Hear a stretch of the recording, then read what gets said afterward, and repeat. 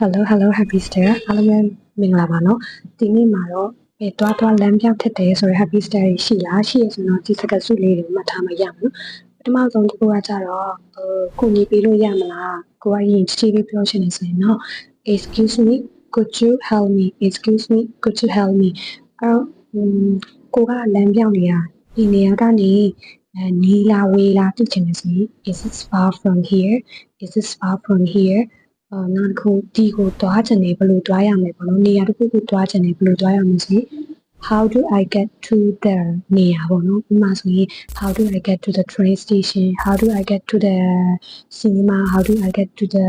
restaurant တမျိုးပြောင်းပြီးတော့မေးလို့ရတယ်ပေါ့နော်အဲ့တော့သူတို့စီကနေတော့ဘယ်လိုမျိုးကြားရမလဲဆိုရင်ဒီ direction စကားလုံးတွေပြန်ကြားရမှာပေါ့နော်။ဒါလေးဆိုရင် go straight ဆိုရင်တက်သွား go straight turn left turn right